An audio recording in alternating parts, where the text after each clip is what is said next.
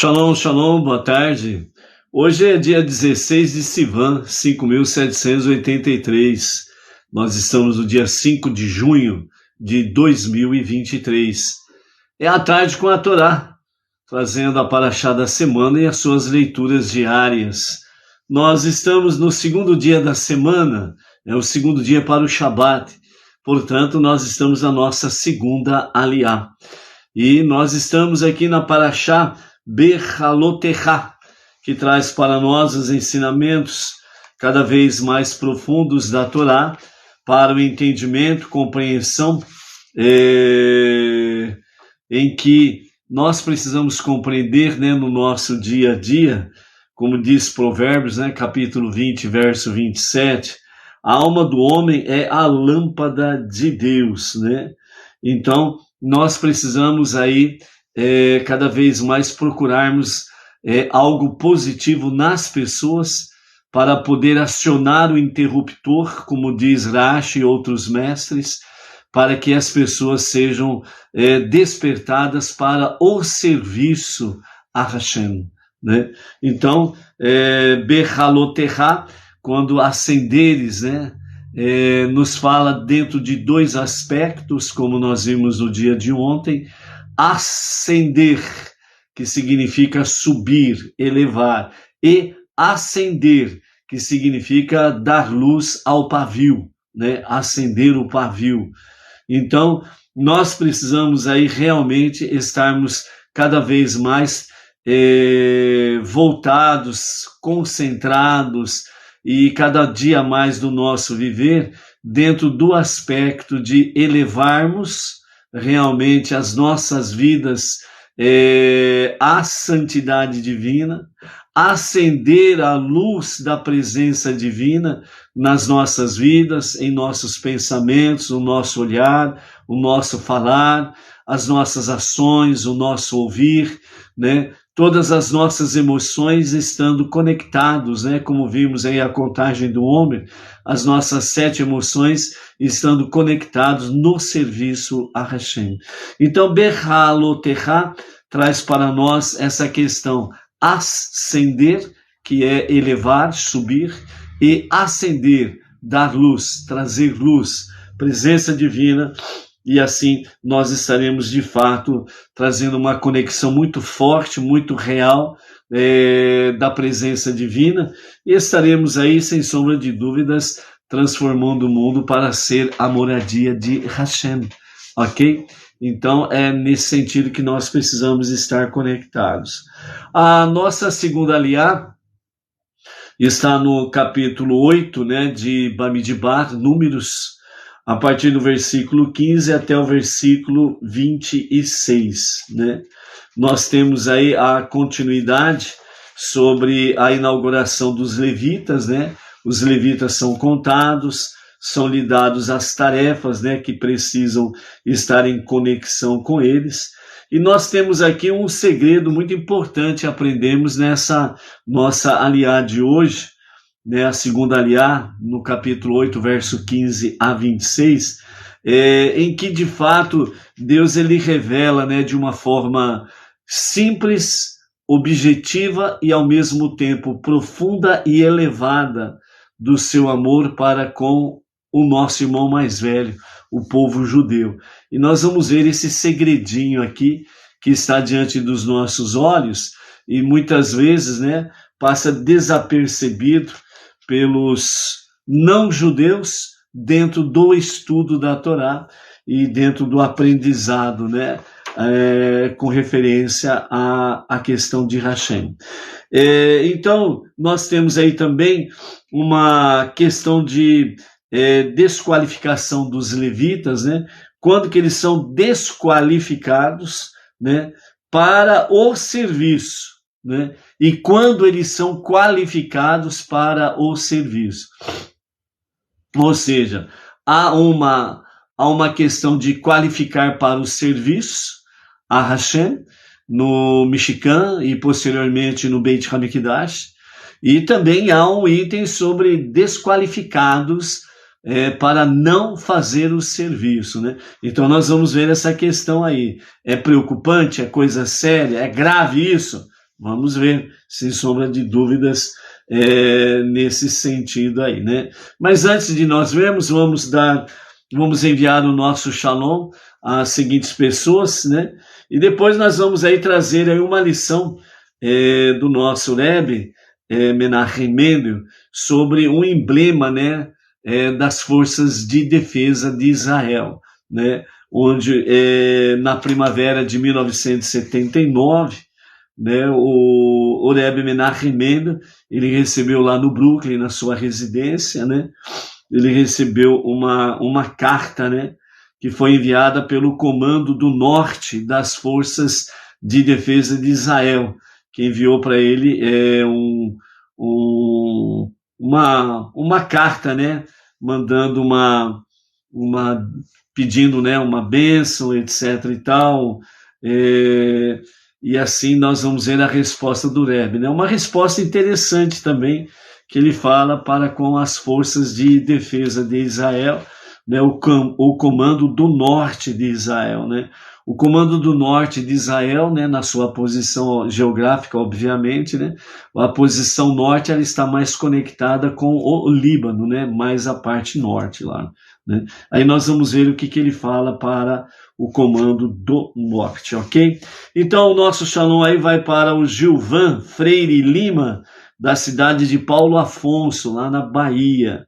A Marília Alcântara, da Vitória Espírito Santo. A Verônica Barcelos, o Carlos Magno Andrade Reis, né, lá de Euclides da Cunha e Simões Filho, lá na Bahia, né, também integrante lá do grupo Benei Noah Bahia, Salvador, né? Então a ele, Carlos Magno, família e os demais amados aí, né, de toda a Bahia, né? Bahia, interior da Bahia, Salvador, Bahia, Recife, interior de João Pessoa, né? Também ali a região onde o nosso emissário Mário Leal, né, tem a responsabilidade de várias comunidades na região da Bahia, Recife, e outras cidades ali dentro da mesma dimensão ali geográfica. Então, né, aos amados ali, através do Carlos Magno Andrade Reis, o nosso Shalom, Shalom. O Edson Batista Filho, de Maringá, Paraná. A Quitéria Freire, também da cidade de Paulo Afonso, Bahia. O Cláudio Jardim Botânico, Distrito Federal, Brasília. Ionésio Antônio dos Santos Antônio. O Gilberto Augusto, da cidade de São Miguel dos Campos, lá em Alagoas. A Manuelita Santos Lemos, da cidade de Ubaitaba, né, na Bahia. O Paulo Augusto, lá de Franca, interior de São Paulo. Ao casal Ângela Rodrigues e o esposo Arlan Tavares, da cidade de Pacatuba, no Ceará. A Aioná Cardoso, da cidade de Auriflama, interior de São Paulo, né?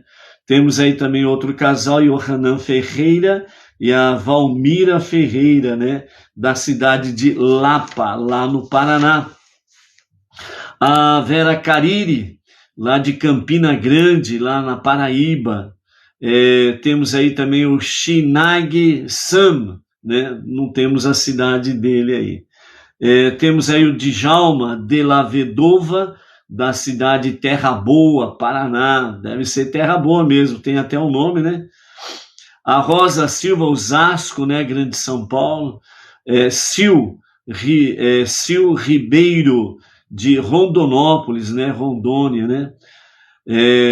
Temos aí uma visita internacional, que é o Catarino Vivar, da cidade de Nova York, lá nos Estados Unidos, né? A ele, toda a família, Shalom, Shalom.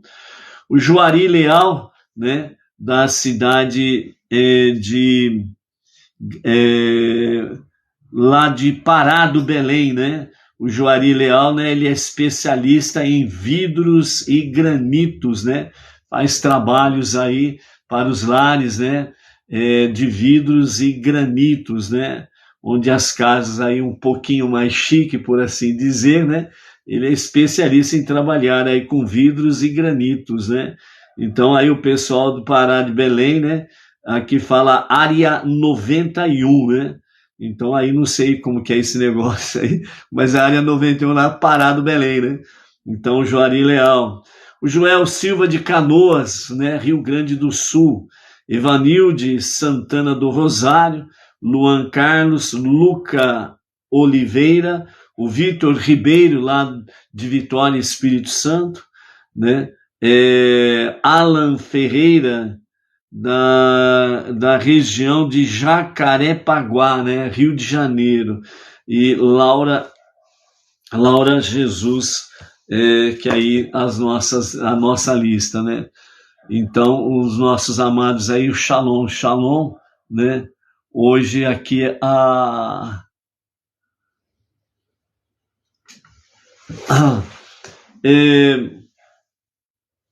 antes da nossa aliada de hoje, né? Como falamos aí, vamos para a carta, né? Que o Rebbe Menachem Mendel, né? Na primavera de 1979, lá no Brooklyn, Nova York, nos Estados Unidos, ele recebeu, né, uma carta do Comando do Norte das Forças de Defesa de Israel, né, que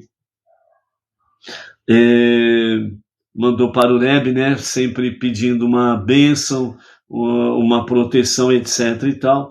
Então o Rebbe, ele responde, né, a essa carta, e ele se pega num detalhe, né, interessante da carta do Comando do Norte. Então ele diz assim: agradeço a você e aqueles em cujo nome enviou a lembrança por seus pensamentos e sentimentos, né?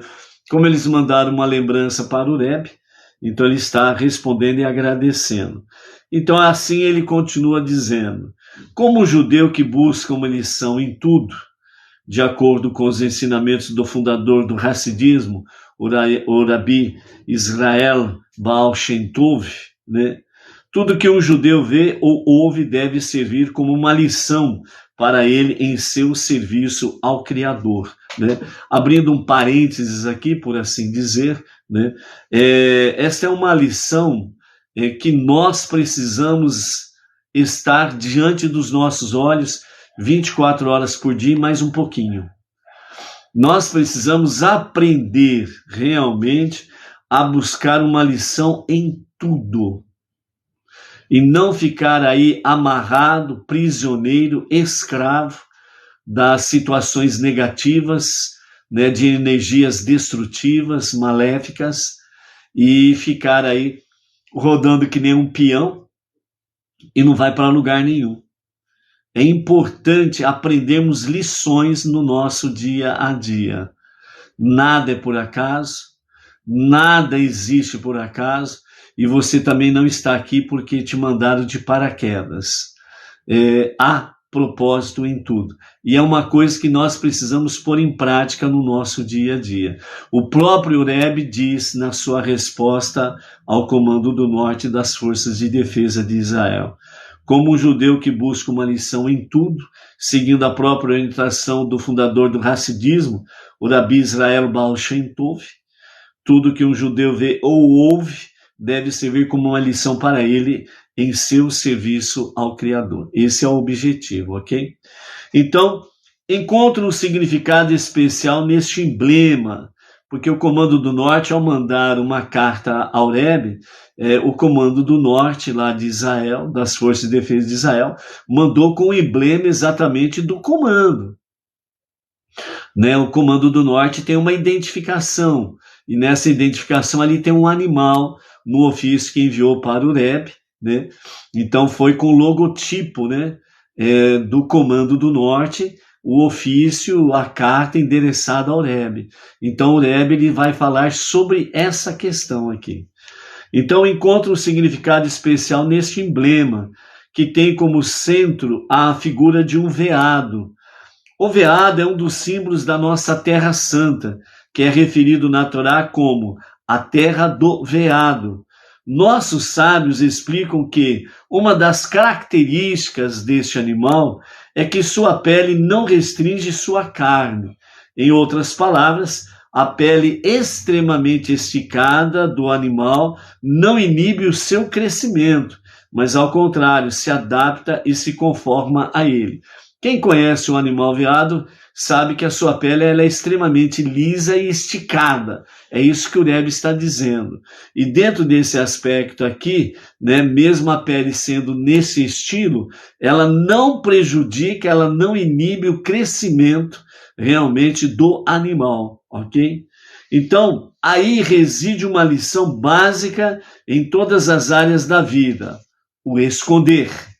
A estrutura externa nunca deve inibir o conteúdo interno. Como diz o ditado, a prioridade deve ser sempre a qualidade sobre a quantidade. Então, uma das visões, né, do judaísmo, né, dentro da jornada monoteísta com fundamento judaico e orientação rabínica, a qualidade é melhor do que a quantidade. Não adianta nada você ter uma quantidade, entre aspas, né, uma quantidade de Benei Noah, mas que não vive as orientações do Rebbe Menachem Mendel e nem as orientações da sua liderança, o Rav Yaakov Gerenstad. Cada um faz o que quer, cada um tem aí 10, 15 rabinos que segue para cima e para baixo, vai em tudo quanto é rabino na internet, né? Depois junta uma salada de maionese e aí na hora da conclusão não sabe que conclusão que tira. Porque apesar de ter os mesmos ensinamentos, sempre há alguns pontos divergentes, né? Por quê? Porque cada rabino tem uma linha que segue dentro do judaísmo, sem perder o foco da Torá, obviamente.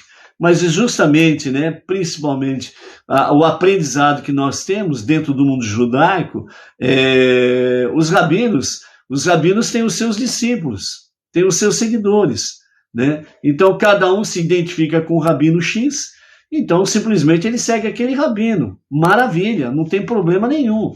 Agora, não pode você ficar aí que nem, né, um Benei Noah macaquinho, né, que fica pulando de galho em galho, pula para cá, pula para lá, né?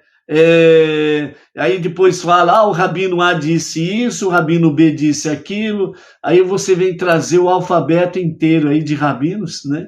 E você não chega a conclusão nenhuma. Aí você fica que nem cego no meio do tiroteio, né? Não sabe para que lado que vai. Então, por isso, Pirkei Avot, né, a sabedoria dos nossos pais fala de forma simples e objetiva, né? Procure um rabino e siga. Ponto final. É uma questão simples. E dentro da nossa realidade Benei Noah Brasil, o líder do movimento Benei Noah Brasil é o rabino Yaakov Gerenstad. Do Rabad, é um rabino ortodoxo, né? Em São Paulo, no bairro do Brooklyn, tem a sinagoga Rabad Brooklyn, onde ali ele cuida também, ele é rabino de uma boa quantidade de judeus na região do Brooklyn, né? E foi o único rabino no Brasil que pegou realmente aí esse desafio em 2012, né? De realmente trazer aos não-judeus no Brasil a questão do monoteísmo com fundamento judaico e movimento judaico e orientação rabínica, né? O monoteísmo com fundamento judaico e orientação rabínica. Obviamente, depois que ele desbravou, né, por assim dizer, o princípio sempre é mais difícil, a luta é mais árdua, etc, etc, né? E graças a Hashem, né, pelos seus êxitos que tem conquistado até aqui, obviamente angariou simpatia de muitos rabinos por aí afora vai, tanto no Brasil como fora do Brasil, né? Mas a liderança do movimento Benei Noah Brasil é o rabino Yaakov Gerenstad, aí do Brooklyn, né? Melo Lemos, né, está dizendo que é pertinho daqui.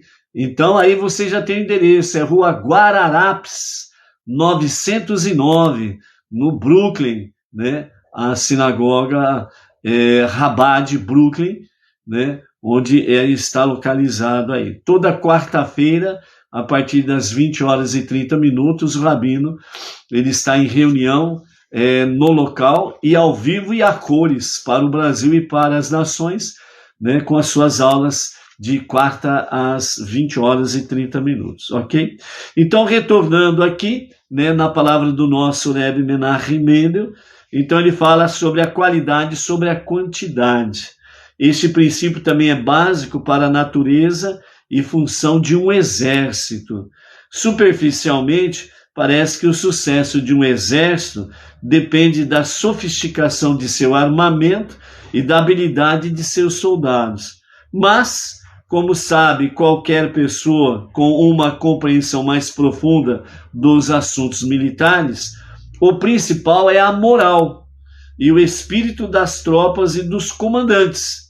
De fato, a fortaleza espiritual de um exército pode evitar a necessidade de qualquer uso de armas, intimidando e amedrontando o inimigo para que ele não ouse provocar a guerra, né? Então, este é o segredo da sobrevivência da nossa nação, diz o Rebbe. Embora numericamente sejamos os menores entre as nações, ainda porque somos o povo escolhido de Deus, o povo do livro e do espírito, firme em nosso judaísmo, nenhuma força física da terra pode ameaçar a nossa eternidade. Veja a visão do Rebbe, amados. Veja a visão do Rebbe em responder à carta, né, do Comando do Norte das Forças de Defesa de Israel. O estímulo, o incentivo, o conforto, o conselho para se estruturarem na qualidade e não na quantidade. Porque em questão de quantidade, o exército de Israel é o menor dos exércitos. A própria nação de Israel é a menor das nações. E múltiplos são os seus inimigos.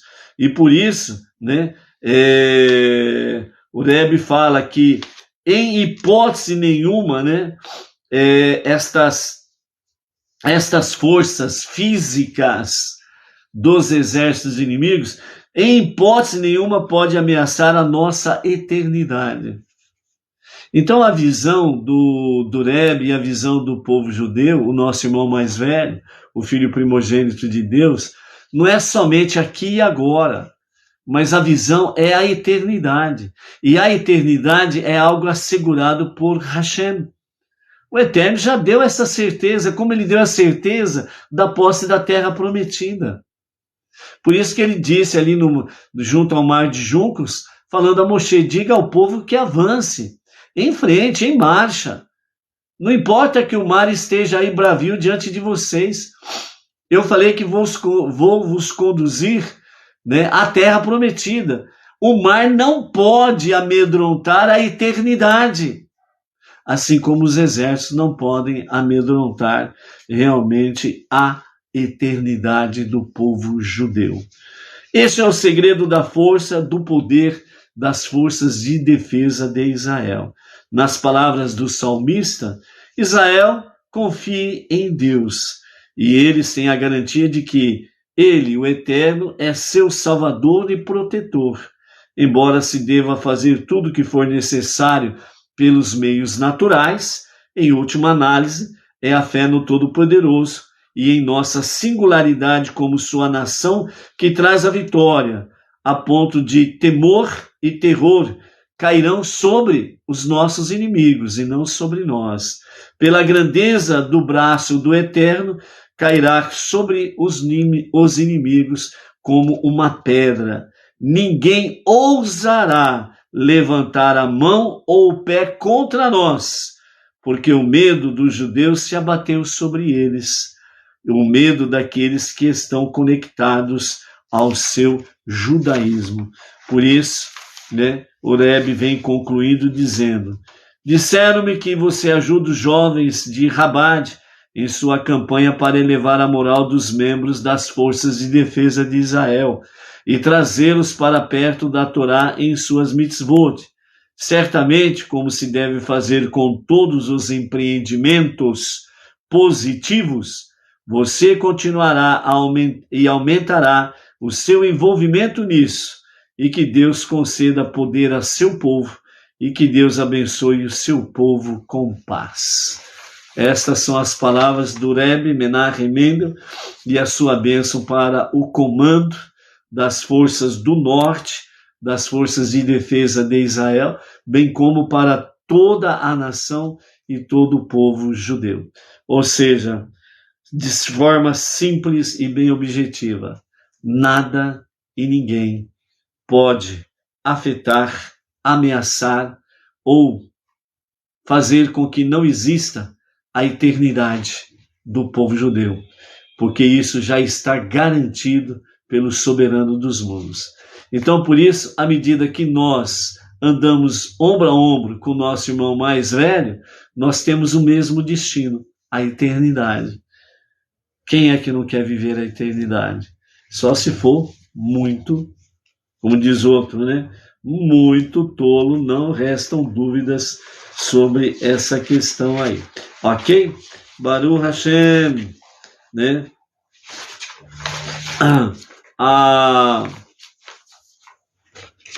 Ainda, né, antes de nós entrarmos na nossa aliá, né? Antes de nós entrarmos na nossa aliá, vamos ter aqui uma reflexão sobre as palavras, né, do Rabino Dor Leon, que traz para nós, né, no seu Segredo da Mentalidade Judaica, né, no seu livro O Segredo da Mentalidade Judaica, o que o Rabino Dor Leon fala para realmente trazer também, né, nessa sequência do Rebbe, trazer aí uma palavra em que precisamos estar realmente continuamente refletindo também sobre o nosso sucesso, como o Rebbe disse para o Comando do Norte, né? Nada pode ameaçar o nosso sucesso e nem a nossa eternidade. Nós precisamos ter uma mentalidade realmente judaica, mesmo sendo não judeus, mas nós estamos no monoteísmo com fundamento judaico e orientação rabínica. Então nós precisamos mudar a nossa mentalidade para um nível mais elevado dentro de uma mentalidade judaica, né? Senão vamos ficar aí patinando sem sair do lugar. Então o Rabino Dor Leon Attar, ele nos fala no seu monólogo dizendo: ninguém fará por você aquilo que deve ser feito por você. Ninguém fará por você aquilo que deve ser feito por você. Não adianta você ficar de braços cruzados esperando que alguém faça algo por você. Você tem que arregaçar as mangas e se colocar em frente, em marcha.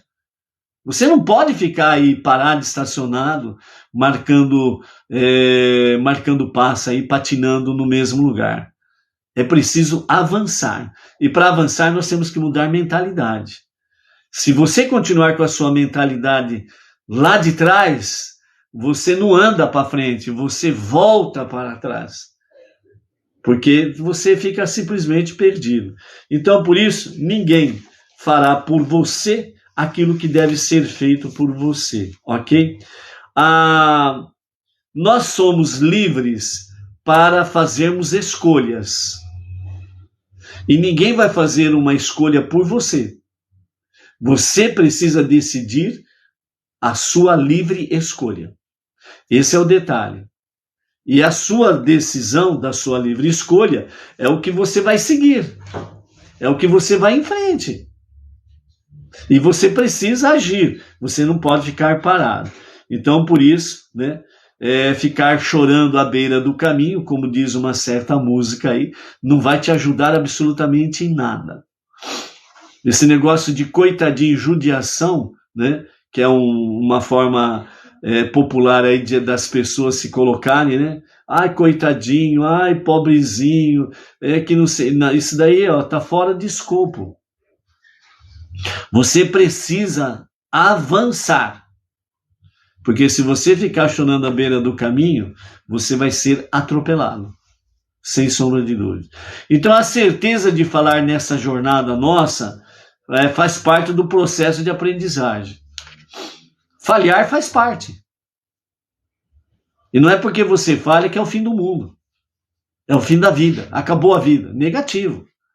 Faz parte do processo de aprendizagem. Fracasso é não tirar uma lição das falhas cometidas e comprometer o seu futuro. Essa é a pior idiotice que a pessoa comete. Quando ela falha, ela se enrola que nem um novelo de lã e fica choramingando pelos cantos à beira do caminho, não vai para frente, não vai para trás, não vai para lugar nenhum, fica ali esperando que as pessoas tenham a dosinha dela. Ai, coitadinha, ai, pobrezinha. Negativo, você tem que arregaçar a manga.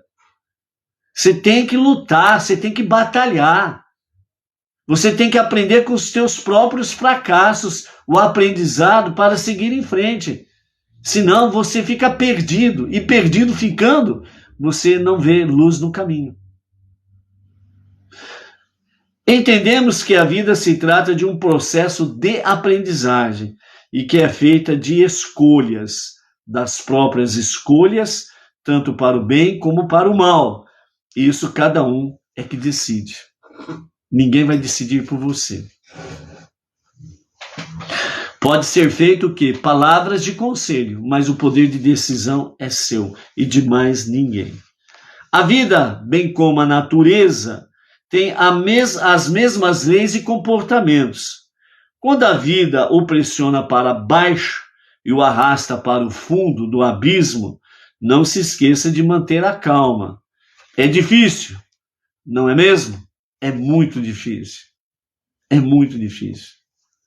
E quando você tem uma experiência, dependendo do caso, né, em que você perde tudo, e você fica com uma mão na frente, outra atrás, e uma família para cuidar, e uma mensalidade de casa financiada para cuidar, para se resolver, e demais questões do dia a dia de uma família. E aí? O mundo está te puxando para baixo, para o fundo do abismo. Como diz o salmista, né? O inimigo me empurrou para que eu fosse destruído e caísse no abismo, mas o Eterno me acolheu. Essa é a questão. Então não é você ficar chorando à beira do caminho, é você tomar atitude. É na sua atitude que Deus vai agir.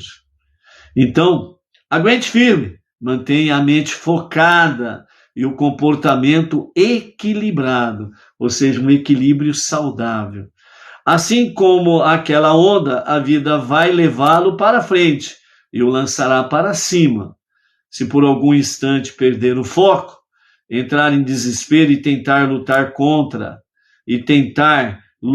contra, brigue, xingue, reclame e culpe o mundo pela onda, o melhor e mais correto a ser feito é não culpar o mundo por sua falta de preparo e de humildade. Então, esbravejar, xingar, brigar, reclamar, culpar, né, o mundo, os outros e até mesmo culpar a Deus é realmente falta de preparo e de humildade. Você pode, diante das falhas, diante das situações, problemas, você pode chorar, não tem problema algum. Você pode se lamentar, né, por aquele momento. Só que você não pode ficar estacionado nisto. Você precisa levantar. Você precisa reagir. E uma das formas de você reagir diante de situações semelhantes é você lembrar que, se você olhar para trás, você vai ver muita gente pior que você. Isso dá um estímulo para você realmente arregaçar as mangas e seguir para frente. Porque tem muita gente pior que você. Se você olhar para frente, você vai ver que tem muita gente que está numa situação melhor que você. E isso é estímulo para você continuar em frente, para que você alcance também um estágio em que você possa estar tranquilo e possa ter forças, possa ter shalom, possa ter realmente uma situação bem equilibrada em todos os níveis, para que você possa ajudar outras pessoas a também seguir em frente. Lembrando que cada um tem que tomar a sua decisão. Você pode auxiliar, mas você não pode pegar pela mão alguém e levá-la à eternidade. porque a pessoa ela precisa decidir se ela quer a eternidade. Então, situações, problemas e adversidades, etc. e tal, são formas que Deus libera para que nós possamos aprender as lições para seguir em frente. Então, em conclusão, né, diz o Rabino Dor Leon-Attar, em cada falha há uma lição. E isso ninguém fará por nós, ninguém fará por você. As suas lições são suas, porque os méritos serão seus, de mais ninguém. E assim é cada indivíduo. Ninguém fará por você aquilo que deve ser feito por você mesmo. É você que tem que tomar decisão, atitude, levantar-se, colocar em pé, parar de se lamentar e ficar prostrado no chão e realmente ver que eu tenho uma centelha divina e Deus não vai permitir que este que está transportando uma centelha divina dele venha ao fracasso, à destruição. Não, eu vou em frente, porque eu não estarei sozinho nessa jornada. Então, ninguém terá o seu sucesso. A conclusão final é: ninguém terá o seu sucesso. O seu sucesso é seu. Se você não tomar posse dele, ele vai ficar lá no armário. Ninguém terá suas lições. Elas são particulares, pessoais. Ninguém terá o seu legado. É o seu legado. É a sua herança que você tem para si e que você vai deixar para os seus. Faça por merecer e ser merecido. Tenha uma vida longa e próspera. Então, esta é a palavra do nosso Rabino Dor Leon-Attar nessa tarde, né, que nós estamos no dia 16 de Sivan, 5.783. Ok? Baruch Hashem. A nossa Aliá, capítulo 8 de Números, do verso 15 ao verso 26, é a nossa segunda aliá da Parashá Behaloterá. Então, até o versículo 22, nós temos aí, né, a continuidade sobre a questão da inauguração dos levitas, né, a consagração deles para fazerem o serviço no mexicano, tabernáculo no deserto. Do verso 23 ao verso 26, nós temos aí a desqualificação dos levitas nesse sentido. Nós vamos começar de trás para frente, do verso 23 ao verso 26. Deus falou a Moshe dizendo: essas são as regras de desqualificação para os levitas. Ele está qualificado a servir na tenda da reunião a partir dos 25 anos em diante. E ele não está mais qualificado para o trabalho a partir dos 50 anos. Ele não mais servirá. Com esta idade, ele pode se posicionar em volta da tenda da reunião para ajudar os seus irmãos a guardar sua tarefa de erigir e desmontar a tenda, mas ele não poderá realizar o serviço. Esta é a lei de como os levitas devem realizar as suas tarefas, né?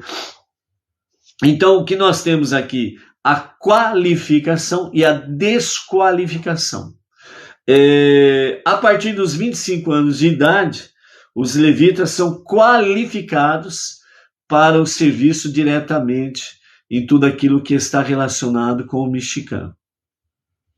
Quando completa 5 anos, ele aposenta, então ele se torna desqualificado para estar à frente dos serviços. Porém, ele pode permanecer nos arredores para poder auxiliar, orientar os mais novos a fazerem o serviço. Ou seja, na realidade, ele não aposenta literalmente falando.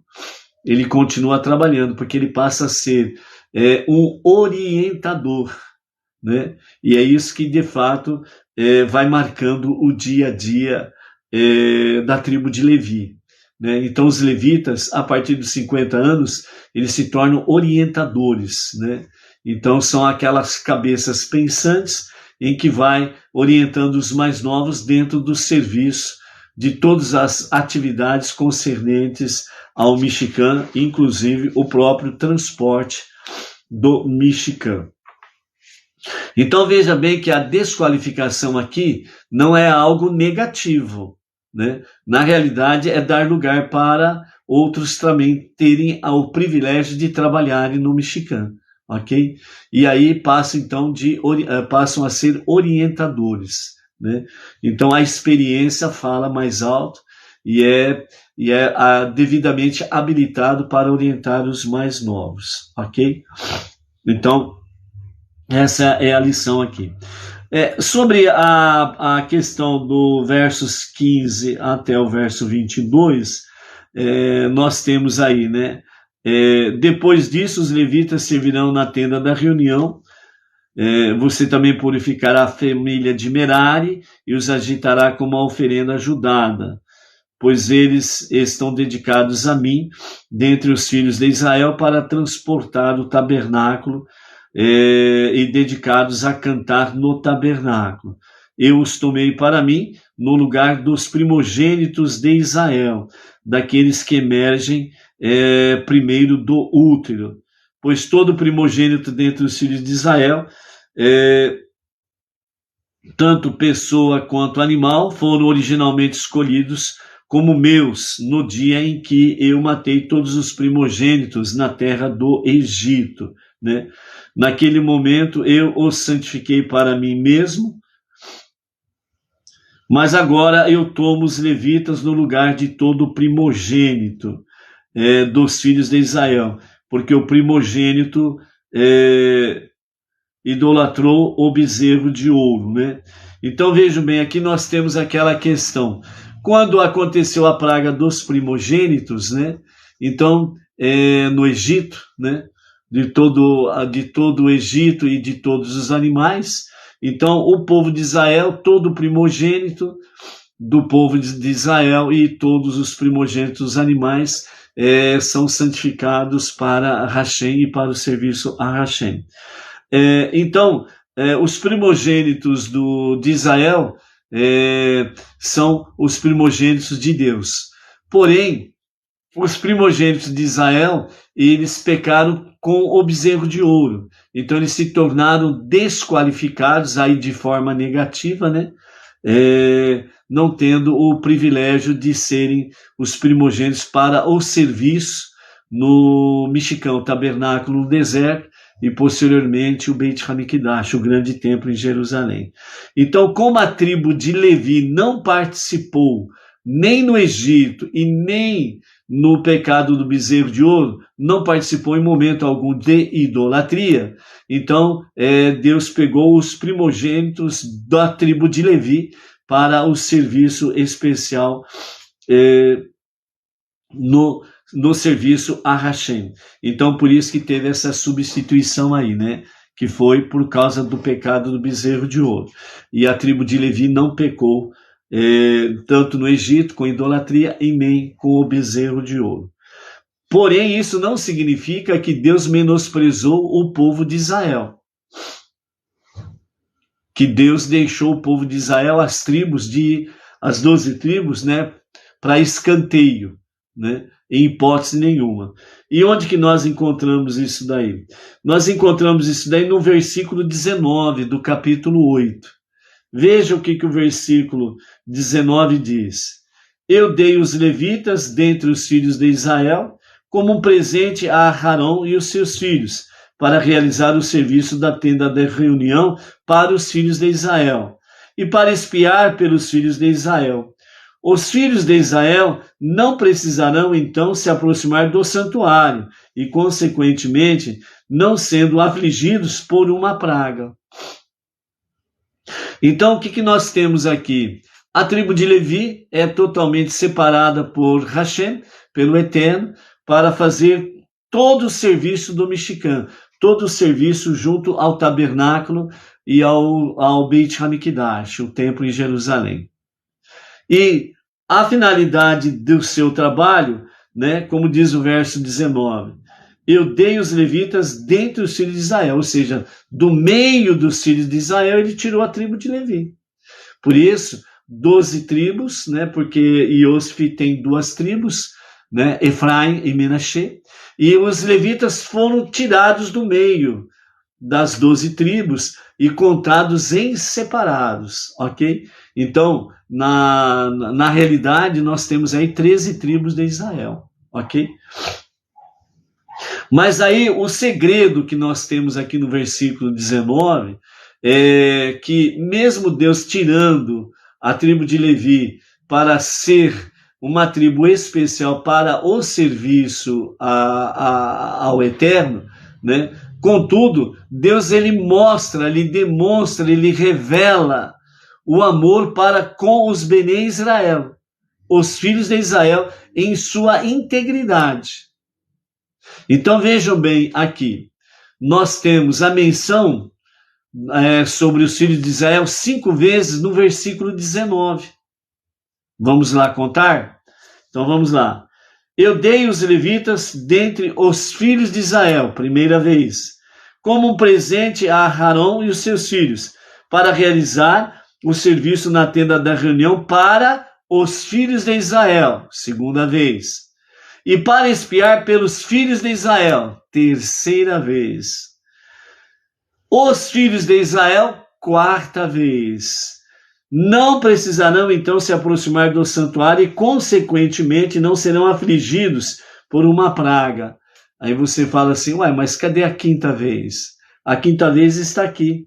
Não serão afligidos. Afligidos. Quem não será afligido? Os filhos de Israel. 5 vezes.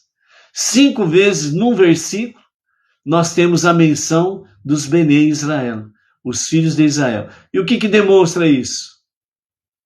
Segundo Rashi, demonstra a seguinte questão, simples, objetiva, profunda e elevadíssima, sublime. Quantos são os livros da Torá?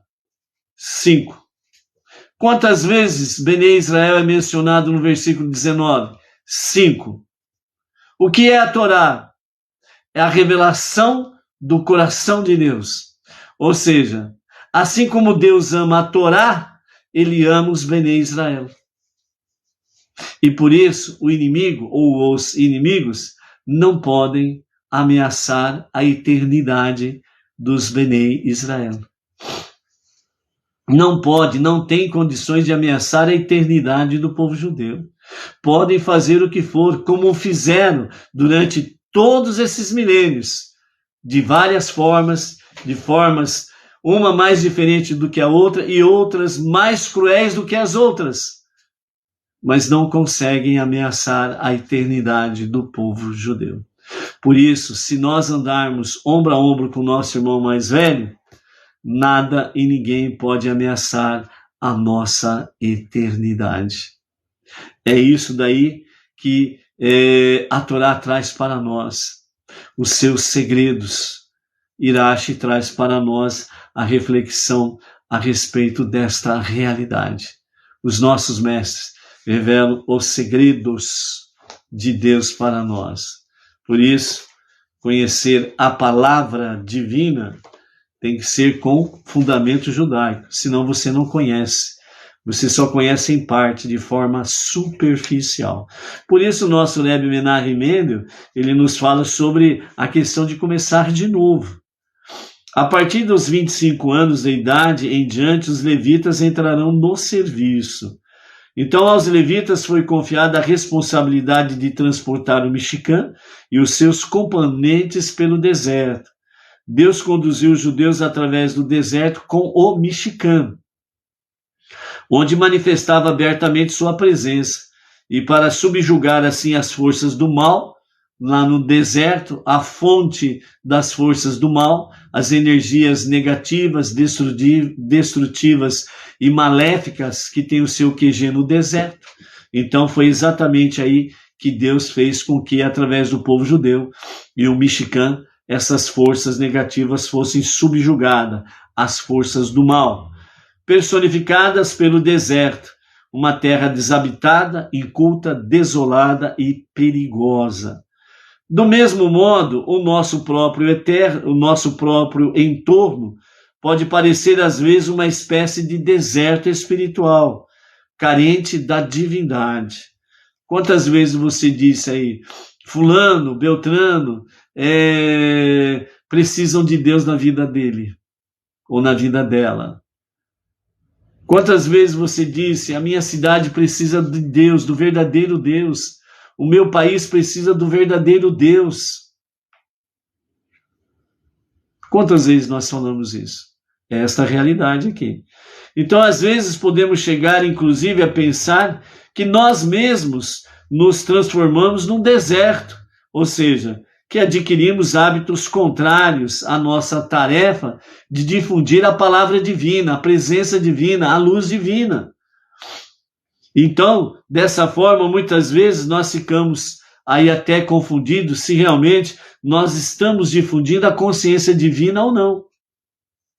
Você está difundindo a consciência divina ou a sua consciência? Você precisa discernir o que é que você está divulgando.